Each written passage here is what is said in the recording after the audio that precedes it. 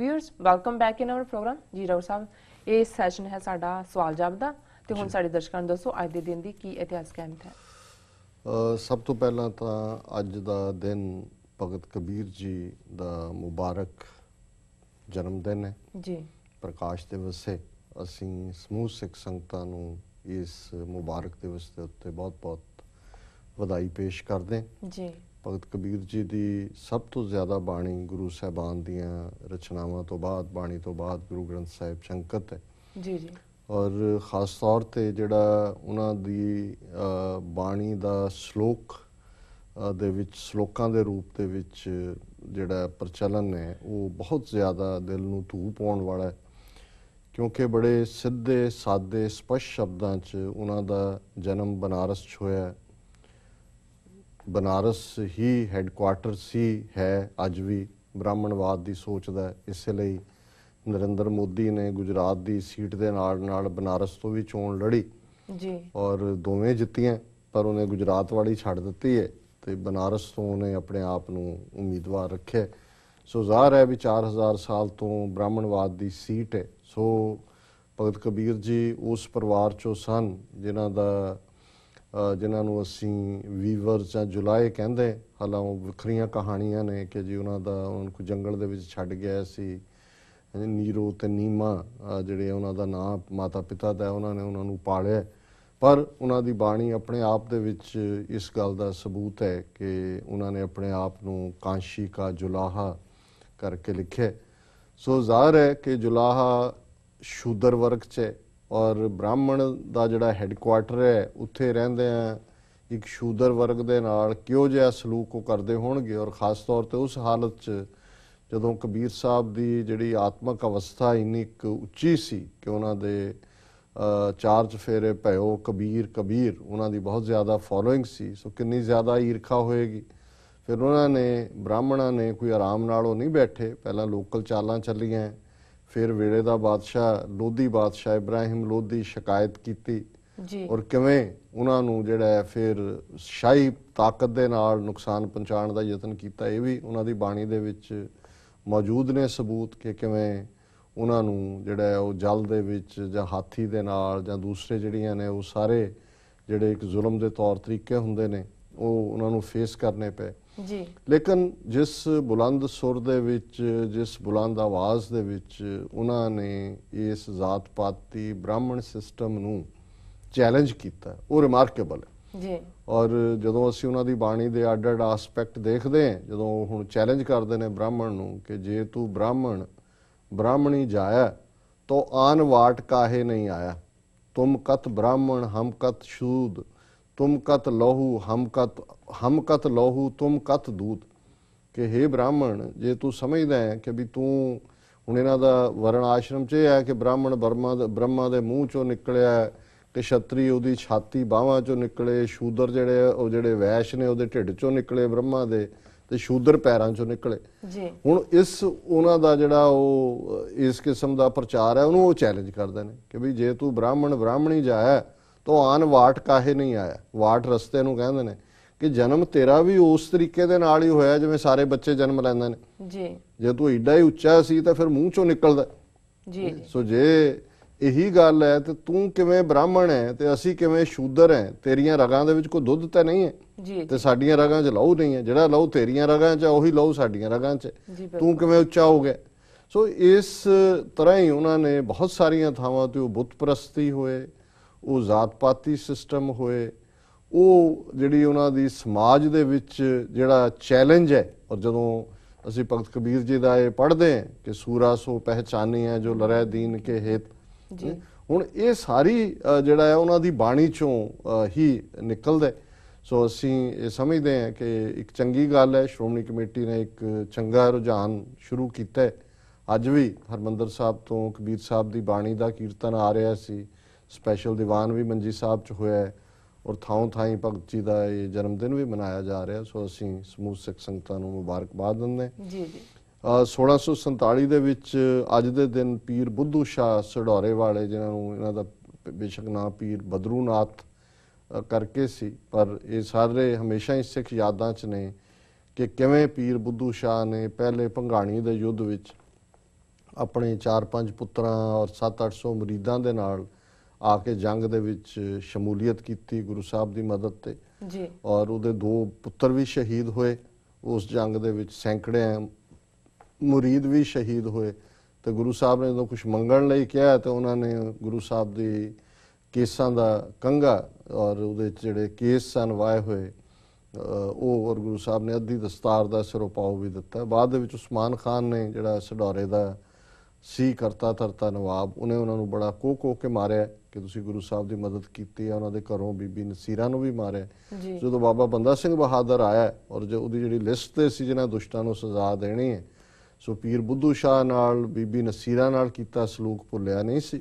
ਸੋ ਉਸਮਾਨ ਖਾਨ ਨੂੰ ਸਡੌਰੇ ਦੇ ਪਠਾਣਾਂ ਨੂੰ ਚੰਗੀ ਤਰ੍ਹਾਂ ਸਜ਼ਾ ਦਿੱਤੀ। ਉਸਮਾਨ ਖਾਨ ਨੂੰ ਫੜ ਕੇ ਬਾਹਰ ਦਰਖਤ ਦੇ ਨਾਲ ਟੰਗ ਕੇ ਜਿਹੜਾ ਉਸ ਨੂੰ ਫਾਹ ਦੇ ਕੇ ਪਬਲਿਕਲੀ ਕਿ ਵੀ ਆਹ ਗੁਨਾਹ ਦੀ ਉਹਨੂੰ ਸਜ਼ਾ ਦਿੱਤੀ ਜੀ।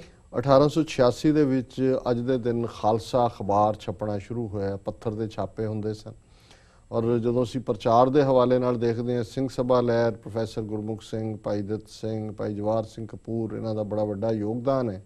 ਉਹਨਾਂ ਨੇ ਪਹਿਲਾਂ ਐਨਸਾਈਕਲੋਸਟਾਈਲ ਟਾਈਪ ਪੇਪਰ ਕੱਢੇ, ਲੇਕਿਨ ਇਹ ਪਹਿਲਾ ਅਖਬਾਰ ਸੀ ਖਾਲਸਾ ਅਖਬਾਰ ਜਿਹੜਾ ਪ੍ਰੋਪਰ ਪੱਥਰ ਦੇ ਛਾਪੇ ਦੇ ਉੱਤੇ ਬਣਨਾ ਛਪਣਾ ਸ਼ੁਰੂ ਹੋਇਆ ਔਰ ਇਹਨੇ ਸਿੱਖੀ ਪ੍ਰਚਾਰ ਦੇ ਵਿੱਚ ਕਾਫੀ ਰੋਲ ਅਦਾ ਕੀਤਾ ਜੀ।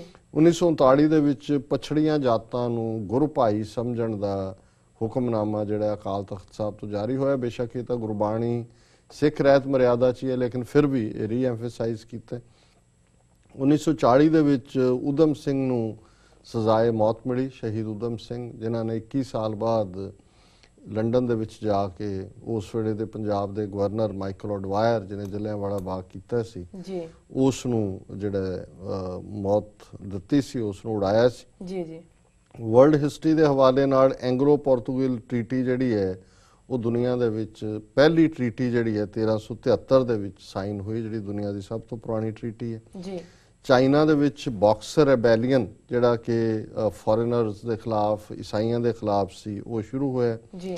ਜਰਮਨ ਸੀਕ੍ਰੇਟ ਸਰਵਿਸ ਪੁਲਿਸ ਗੈਸਟੈਪੋ ਜਿਹਨੇ ਬਹੁਤ ਯਹੂਦੀਆਂ ਨੂੰ ਬਾਅਦ ਦੇ ਵਿੱਚ ਬੜੇ ਕਰੂਅਲ ਤਰੀਕਿਆਂ ਨਾਲ ਮਾਰਿਆ, ਉਹ ਐਸਟੈਬਲਿਸ਼ ਹੋਈ।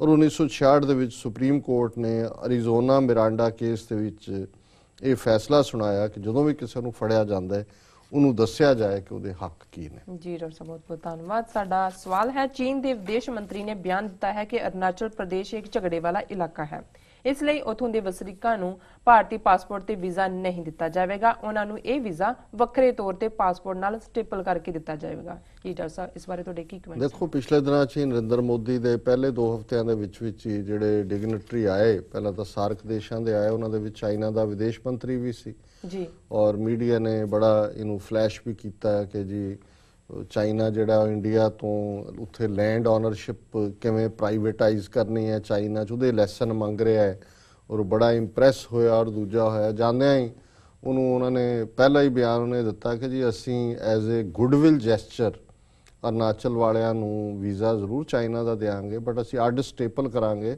ਉਹਨੂੰ ਉਹਨਾਂ ਦੇ ਇੰਡੀਅਨ ਪਾਸਪੋਰਟ ਦੇ ਨਾਲ, ਕਿਉਂਕਿ ਅਰੁਣਾਚਲ ਇੱਕ ਡਿਸਪਿਊਟਡ ਏਰੀਆ ਹੈ, ਝਗੜੇ ਵਾਲੀ ਥਾਂ ਹੈ ਜੀ ਜੀ। ਹੁਣ ਜਿਹੜੀ ਸੁਜਾਤਾ ਸਿੰਘ ਹੈ ਫੋਰਨ ਮਿਨਿਸਟਰ, ਉਹ ਵੀ ਪਿੱਟੀ ਹੈ, ਹੋਰ ਵੀ ਕਿ ਜੀ ਅਸੀਂ ਤਾਂ ਅਰੁਣਾਚਲ ਪ੍ਰਦੇਸ਼ ਤਾਂ ਸਾਡਾ ਅਨਿੱਖੜਵਾਂ ਅੰਗ ਹੈ, ਇਹ ਚੀਨ ਨੇ ਕੀ ਕਹਿ ਦਿੱਤਾ।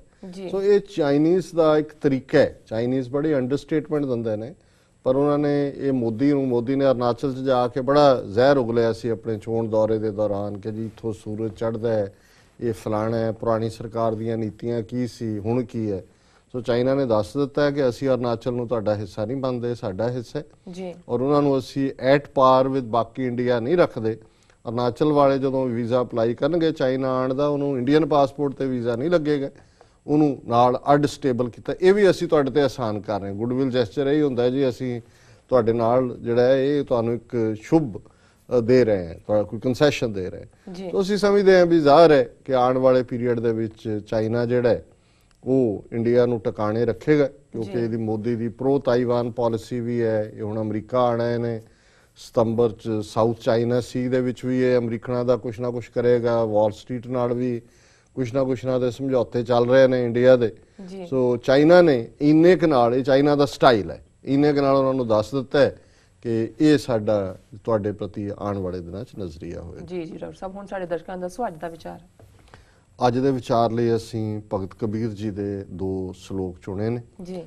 ਸ਼ਲੋਕ ਭਗਤ ਕਬੀਰ ਜੀਓ ਕੇ, ਇਸ ਹੈਡਿੰਗ ਥੱਲੇ ਗੁਰੂ ਸਾਹਿਬ ਨੇ ਕਬੀਰ ਸਾਹਿਬ ਦੇ ਸ਼ਲੋਕ ਦਿੱਤੇ ਨੇ। ਆਉਣ ਵਾਲੇ ਦਿਨਾਂ 'ਚ ਵੀ ਅਸੀਂ ਜਿੱਥੇ ਬਾਬਾ ਫਰੀਦ ਜੀ ਦੇ ਸ਼ਲੋਕ ਹਫ਼ਤੇ 'ਚ ਇੱਕ ਦਿਨ ਲੈਂਦੇ ਹਾਂ, ਅਸੀਂ ਆਲਟਰਨੇਟ ਰੱਖਿਆ ਕਰਾਂਗੇ। ਜੀ ਜੀ। ਸੋ ਇਹ ਪਹਿਲਾ ਸ਼ਲੋਕ ਹੈ। ਕਬੀਰ ਮੇਰੀ ਸਿਮਰਨੀ ਰਸਨਾ ਉਪਰ ਰਾਮ, ਆਦ ਜੁਗਾਦੀ ਸਗਲ ਭਗਤ ਤਾਂ ਕੋ ਸੁਖ ਬਿਸਰਾਮ। ਜੀ। ਰਸਨਾ ਜ਼ਬਾਨ ਨੂੰ ਕਹਿੰਦੇ ਨੇ। ਬਹੁਤ ਵਾਰ ਜਦੋਂ ਜਿਹਨੇ ਕਿਸੇ ਨੇ ਆਪਣੇ ਆਪ ਨੂੰ ਭਗਤ ਦਿਖਾਉਣ ਦਾ, ਲੋਕਾਂ 'ਚ ਦੰਭ ਕਰਨਾ ਹੋਏ, ਹੱਥ ਦੇ ਵਿੱਚ ਸਿਮਰਨਾ ਰੱਖਦਾ।